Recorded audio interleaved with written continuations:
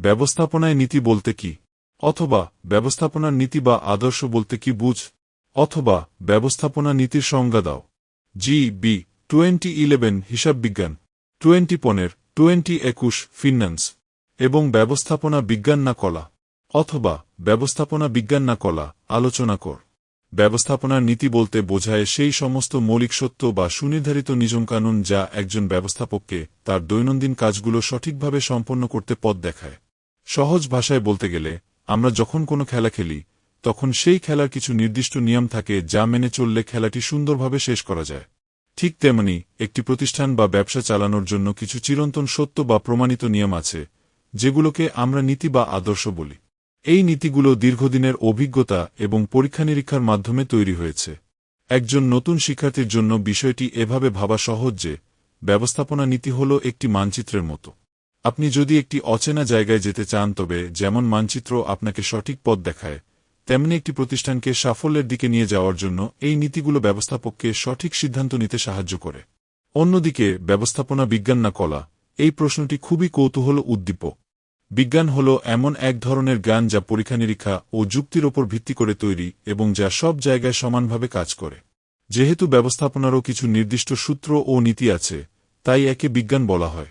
আবার কলা বা আর্ট হল কোনো কাজকে নিপুণভাবে এবং সৃজনশীলতার সাথে সম্পন্ন করা। মানুষের মন বুঝে তাদের থেকে কাজ আদায় করে নেওয়া একটি শিল্প, তাই ব্যবস্থাপনাকে কলা বলা হয়। সহজ কথায়, ব্যবস্থাপনা হল বিজ্ঞান ও কলার একটি চমৎকার সংমিশ্রণ। অর্থাৎ এটি একদিকে যেমন নিয়মে চলে, অন্যদিকে বুদ্ধিমত্তা দিয়ে পরিস্থিতি সামাল দেয়। ব্যবস্থাপনার নীতি এবং এর প্রকৃতি বিশ্লেষণ করে 10টি সহজ ও বিস্তারিত বৈশিষ্ট্য নিচে ব্যাখ্যা করা হল। 1. কাজের দিকনির্দেশনা বা গাইডলাইন। ব্যবস্থাপনার নীতিগুলো মূলত একজন ব্যবস্থাপকের জন্য নির্দেশিকা হিসেবে কাজ করে। কোনো কঠিন পরিস্থিতিতে কিভাবে সিদ্ধান্ত নিতে হবে বা কর্মীদের সাথে কেমন আচরণ করতে হবে, এই নীতিগুলো সেই পথ দেখায়। এটি কোনো অন্ধবিশ্বাস নয়, বরং বাস্তবসম্মত পরামর্শ। 2. দীর্ঘদিনের অভিজ্ঞতার ফসল। এই নীতিগুলো রাতারাতি তৈরি হয়নি। বছরের পর বছর ধরে বিভিন্ন প্রতিষ্ঠানে কাজ করতে গিয়ে ব্যবস্থাপকরা যে সমস্ত সমস্যার সম্মুখীন হয়েছেন এবং সেগুলো যেভাবে সমাধান করেছেন, সেই অভিজ্ঞতার নির্যাস থেকেই এই নীতিগুলো তৈরি হয়েছে। 3. সর্বজনীন প্রয়োগযোগ্যতা। ব্যবস্থাপনার নীতিগুলো সর্বজনীন। এর মানে হল, এই নিয়মগুলো কেবল বড় ব্যবসায় নয়, বরং একটি ছোট পরিবার, একটি স্কুল বা একটি খেলার ক্লাবেও সমানভাবে কার্যকর। যেখানেই লক্ষ্য অর্জনের চেষ্টা আছে, সেখানেই এই নীতিগুলো প্রয়োগ করা যায়। 4. পরিবর্তনশীল ও নমনীয়। বিজ্ঞানের সূত্র যেমন একদম অপরিবর্তনীয়, ব্যবস্থাপনার নীতি কিন্তু তেমন নয়।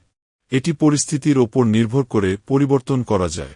একজন দক্ষ ব্যবস্থাপক প্রয়োজন অনুযায়ী নীতিগুলো কিছুটা রদবদল করে কাজে লাগান, তাই একে নমনীয় নীতি বলা হয়।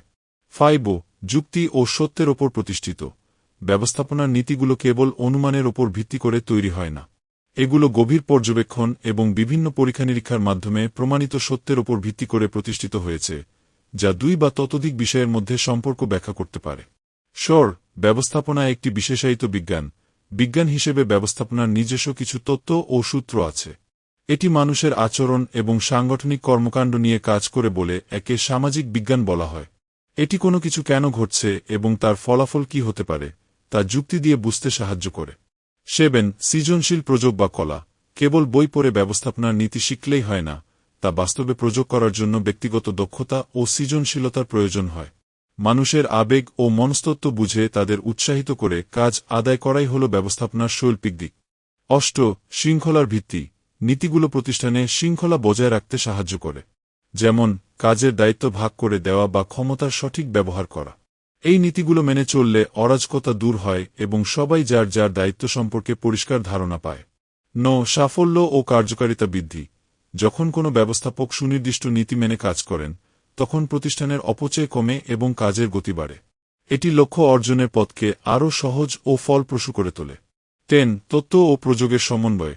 ব্যবস্থাপনার বৈশিষ্ট্য হল এটি একদিকে তত্ত্ব বা সূত্র শেখায়, বিজ্ঞান, এবং অন্যদিকে সেই তত্ত্বকে বাস্তব জীবনে কাজে লাগাতে শেখায়, কলা। এই দুইয়ের সমন্বয়েই একজন সাধারণ মানুষ একজন সফল ব্যবস্থাপক হয়ে ওঠেন।